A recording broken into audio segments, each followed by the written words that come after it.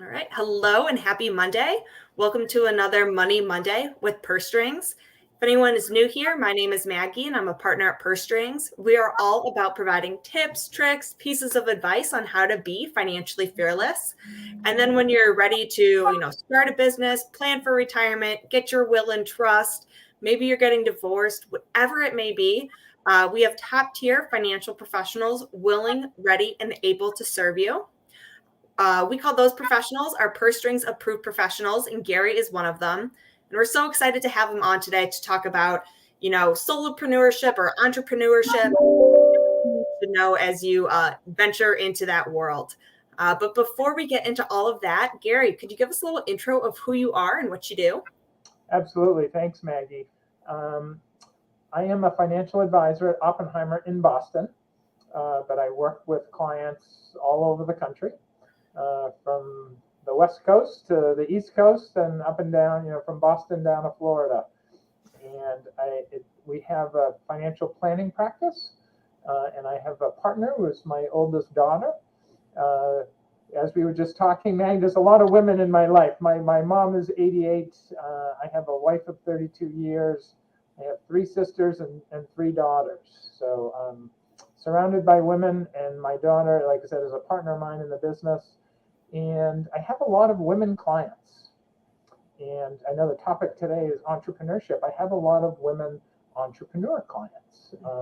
And these are single women, these are divorced women, these are married women. And it's at all different parts of the entrepreneur cycle. I have women that are starting businesses now. I have women that are building businesses, and I have women that are successfully selling and exiting businesses. So excited to talk to you about that. Yeah, we're excited to have you here, and I'm glad you have the whole scope of entrepreneurs on your hands. So I'm sure you have tips and tricks, from just getting started to exiting the business. So we are just going to kind of dive in, and if anyone has questions along the way, throw them in the chat. We're happy to answer them. If you're watching the replay, we're still happy to get back to those. So yeah, let's just dive in. I know you have some great pieces of advice for women entrepreneurs, and we can kind of go through those, and we'll have some more questions around them. But I know your first piece of advice is to ask for advice, and I'd love for you to just kind of dive into that one. Well, I think that's probably one of the most important things, because, and it doesn't matter what business you're in or what business you're starting as an entrepreneur, but most likely there are other people and other women who have done something similar. If not the exact same thing, something super similar. So don't be afraid to ask, right? And if you don't know who to ask, right, that's why I exist. That's why Purse String exists. And that's actually, Maggie, why I joined Purse Strings, is to give women a place to go and ask.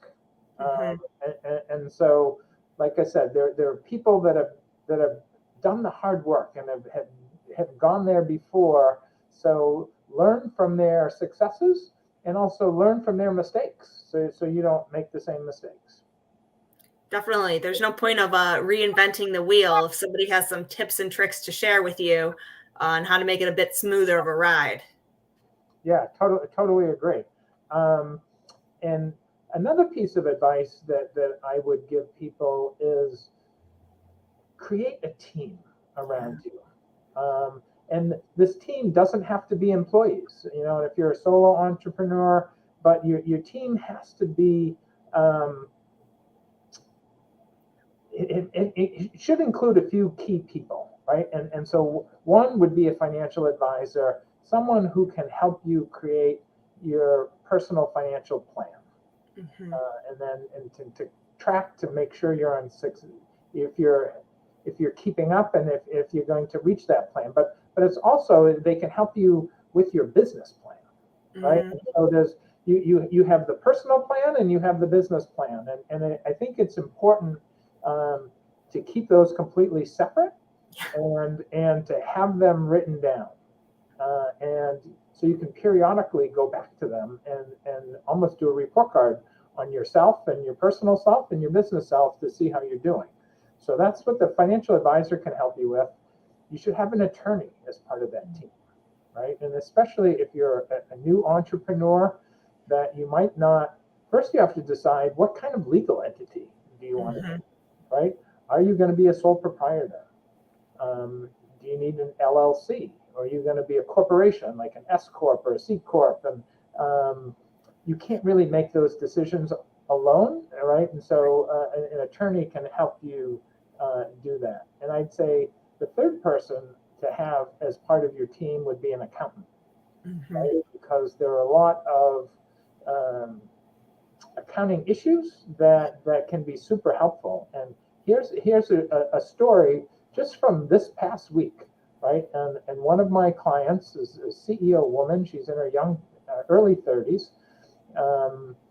And she was, it's tax time right now. So everyone's always talking about taxes.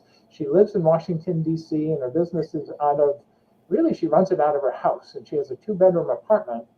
And the second bedroom is where she has her home office. And that second bedroom is a tax deduction for her, right? And so, I was talking to her, and she was thinking about maybe moving to New York City. And she said, well, the only way she could afford the rent in New York City is if, part of the rent was tax deductible. So she's actually looking for a 2-bedroom in New York City so she can work out of one of the bedrooms and get a tax deduction for that. So that's why accountants really need to be part of the team. And I would say to expand beyond professionals, just a piece of advice to have on your team, and they don't have to be employees, but almost create a board of advisors for yourself, a board of directors for yourself. And these are people that can just give you guidance, right? That you like and trust, and have some interesting business experience that can help you and guide you when you need it.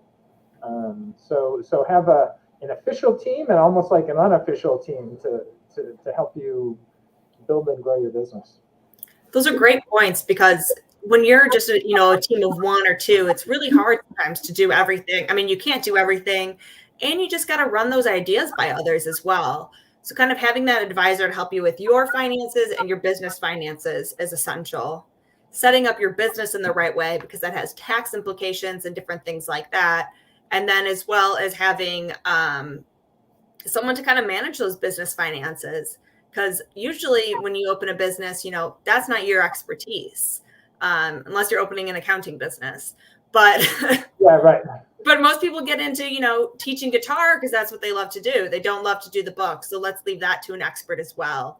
And I know sometimes at first that seems like an investment, but it's really a long-term, I would say it's a long-term reward of those different things, because you want to make sure all your I's are dotted and T's are crossed. Yeah, I would agree. And that, like I said, and I think, and I mentioned it earlier, keep separate, right? Keep your personal life and finances separate from your business life and finances, because otherwise it gets complicated, and then you can also get yourself in trouble if you're mixing. So like, have separate accounts for your personal things, have a separate business account for your business expenses, so you can track it, right? And that's why you need the accountant to find which expenses are going to be deductible.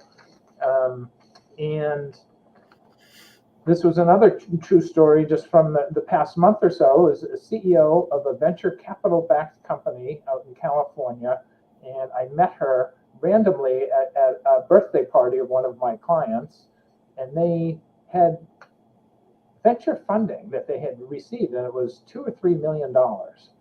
And that they were keeping it in a bank account, and I don't know. I know we've just had this banking crisis, right, with Silicon Valley Bank and some of these other banks. When you keep money at a bank, they don't pay you very much interest, if at all, right? So it's typically like less than 0.25%. And what happened with Silicon Valley Bank, it was the classic run on the bank, right? Because what the banks do, they take your money and they pay you very little, and then they lend it out to others and charge them a lot, right? And that's kind of the definition of how banks make money. But when everyone decides that they want their money back, if they all show up at the window the banks don't have the money to give it to them, right? Because they've lent it out to other people. Oppenheimer's not a bank.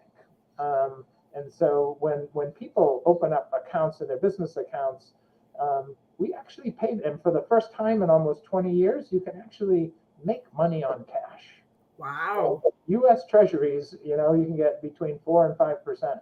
CDs, 4.5%, 5%. Institutional money markets, 4.5% to 5%. And when you think, and this was the conversation I was having with the woman CEO, if you take that $2 or $3 million, instead of keeping in the bank and getting zero, if you put it into any of those other products and got 4.5% to 5%, that's almost $150,000 a year.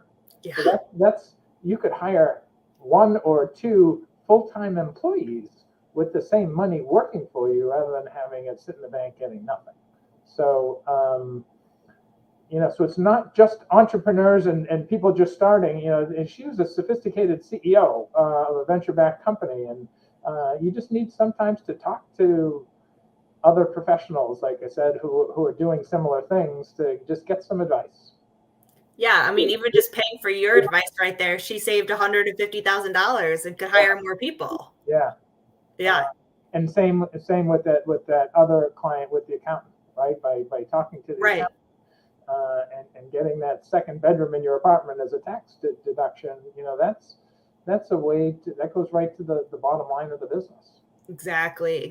Especially when you're a solopreneur, an entrepreneur, every dollar really counts, because even though you're keeping it separate, at the end of the day, it's still all your money, all together.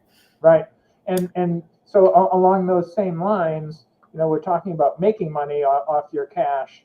For years and years and years, when interest rates were close to zero, people were borrowing money because, why not, right? And if you're going to pay close to zero to pay it back, it's free money. You should, but that has all changed dramatically just in the last year or two, because interest rates have gone from close to zero to and if you're borrowing and if you're a new business, you might be paying 7, 8, or up to 10%. Yeah. So one of my advices would be too is don't get debt or pay off your debt if you can, because having those high interest rates is really going to be a burden on the business. So you have to be super careful, and I would recommend that these entrepreneurs bootstrap as long as possible, right? Because once you get debt, like I said, now you have obligations that you have to typically pay on a monthly basis. And the same with even institutional capital, like venture capital or private equity capital. Once you kind of cross that line and take that money, you have to give up a lot to get the money. So again, that's where you want to have your board of advisors, talk to the lawyer, the accountant, your financial advisor, and then you're just friends and mentors to really get advice, because there have been tons of women business owners who've gone through it. And so I go back to, like I said, what we said at the very beginning: ask advice from as many people as possible. Yeah, definitely. And I mean, it's much easier said than done of, self-funding the business and not taking on debt. But that's why it is, essential to work with a professional and have these conversations to understand what you're getting yourself into. Yeah. And then some other things that we should, I guess, chat about while we still have time is, once you've established yourself as a business and as an entrepreneur and you're up and running, you should have a retirement account for yourself and your employees if you have them, because today there are more incentives to participate in retirement plans than ever before. Okay. And there have been tax law changes, and as recently as the Secure Act just last year, where you can contribute more money, and it's especially for young businesses, it's typically tax deductible. And now up to the first 3 years. And again, there are lots of choices, right? And most people don't know that there are lots of choices and don't even know what the choices are, right? So you can do a simple IRA, you could do a SEP, which is a self-employed IRA, you can do a 401k. Mhm. And you can do a 401k for your company, even if you're the sole and only employee. Oh, I didn't know that. Yeah, so and so there are benefits to all of those different ones, and so you need to talk to someone, me or someone like me, to know that, because just with an IRA contribution, the limit is typically $6,000 to $7,000. Right. But with a SEP IRA, it can go all the way up to like $61,000, or up to 20% of your earnings that year. So that's a huge difference. Yeah. And if you have employees with a SEP IRA, you can contribute for your employees a lot of money as well.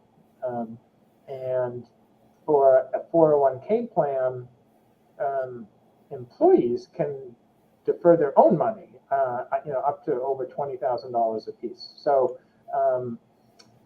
there's lots of different types of retirement plans. It's a specialty. We have a retirement group at Oppenheimer. See, one of the things about where I work, we don't have any product to sell. Mm. We're in the advice business. And so if you're looking to set up some time of a retirement plan for yourself or for your employees, we'll do all the work. We'll ask you a whole bunch of questions, want to understand what you're trying to get out of it, and give you the different options. But we're agnostic. Whether you open the 401k at Fidelity or Vanguard or any other top providers, we'll do all the homework and tell you, and compare them against each other, and look at their investment options, look at the different fees they charge and expenses, and it's like we're in the business, the advice business, to help you both on the personal side and the business side and on the retirement side. I love that, because you have both halves, and you really do have to manage both your personal and your business.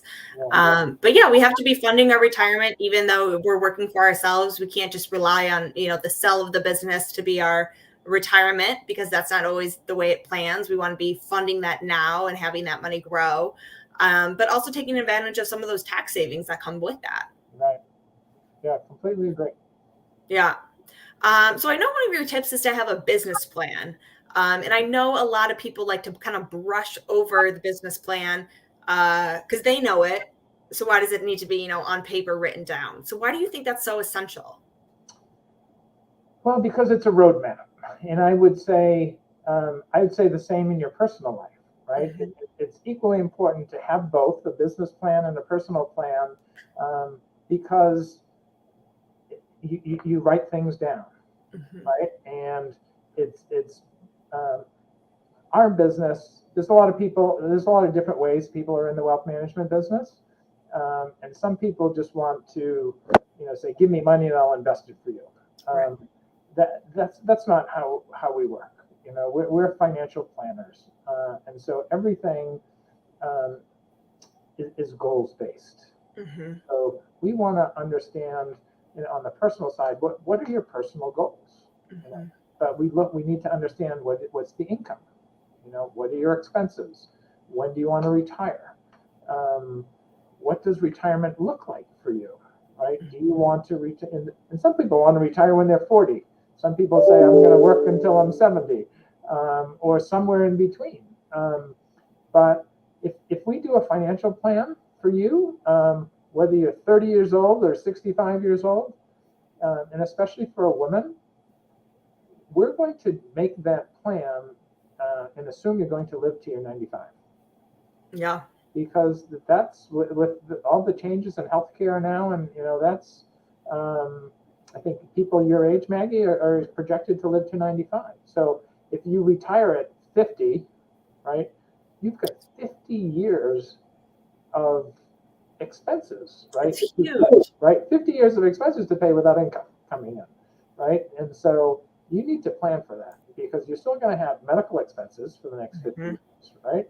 I assume you want to travel, right? And you're gonna be doing and living your life and your lifestyle for 50 years, right? And So that's a long time to not have income.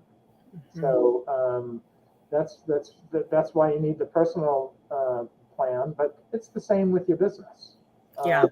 And you need to decide what, are you doing? Is this like a hobby and you're just trying to make some money, or you're really trying to build something and scale something? And I think so by writing it down, and again, it's going to be goals based, that you can constantly go back to it and look at it. It's not something you look at every day, Right. but at a minimum annually, right? And it's almost like a report card, how you're doing, right? And is your business growing the way you expected it to grow? Usually it's not. It's not that simple, right? Because things change, right? And just look at this year, interest rate changed. The economy changes. Something's always changing. And with your business, your product might change, or your customers might change, or people's tastes might change, or you might have new competitors coming into the marketplace.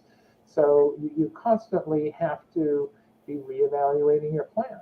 And sometimes you have to pivot, just like with the personal plans. The markets change. All right. And so for the first time in 20 years, fixed income bonds used to always be safe, right? And if equity markets, were having trouble, bonds were always the safe place to go. But, well, not last year, because both the equity markets were down double digits and bonds were also down double digits. So when markets are good and everything's going up, everyone thinks it's easy because everyone's making money, right? That's why our business, we've been as busy as we've ever been these last couple of years, because it's been difficult markets. When the equity markets are down and the fixed income markets are down, people are more interested in saying, well, so what do I do now? Where do I go? Because there were things that did well last year. Managed futures were positive. Energy was positive. You have to, when times are difficult, that's when financial advisors separate themselves. And we've been as busy as we've ever been. That's awesome. Yeah. Because, people want some direction of what to do and when and how to navigate all of this noise going on right now. Yeah, it's so important to have somebody just to bring their great ideas. Because like we said, that's your specialty. That's not most other people's specialty. And so it's really essential, instead of just playing that guessing game and hoping that you don't have to work for those 50 years, that for sure. Or, you need to work 5 more years now, and then you can have that full retirement. Right. Yeah, that's really what it's all about. And it's way more than just investments, right? And I think I was talking to someone the other day. I think if we get 10 phone calls a day, I bet one of the 10 is specifically about an investment, right? The other 9 calls are just either dealing with their business, dealing with their life, dealing with their kids, or other things that are happening in their either personal life or business life. So investments are part of it, but I think a good financial planner is always talking about so many other things. Well, because your family is always moving. You might have kids; those kids might not have kids, so your plan might adjust because you want to fund some things there. Someone's getting married all of a sudden, so you want to help with the wedding. I mean, things change, and you want to be nimble, and that's why you have to talk with your professional. Yeah, totally agree. And like I said, that's why I joined Purse Strings, and it's been a great match for us. Awesome. Yeah. I think this has been full of great advice today, of just, some great tips on getting started and making sure you're separate, but you have those teams. Your accounts are separate, but you have those teams to ask for advice. Is there anything else that we didn't touch on that you want to make sure shared today? Not really. I think, I wrote down kind of my key things, and I think we hit them all. So yeah, I think that's great. And so if anyone else has extra questions or want to start a conversation with Gary, his email's been going through the bottom here. Gary Domoracki at opco.com. He's also one of our Purse Strings approved professionals, so you can check him out on our site, pursestrings.co. But yeah, let's have these conversations. Let's start building this team to bounce ideas off of. So we're not playing that guessing game. We have people on our team to build the best business that we can. So thank you, Gary, for coming on today and sharing your expertise. And we'll talk to everyone again soon. Awesome. Thanks, Maggie. Appreciate it. Yeah, talk to you later. Bye. Okay.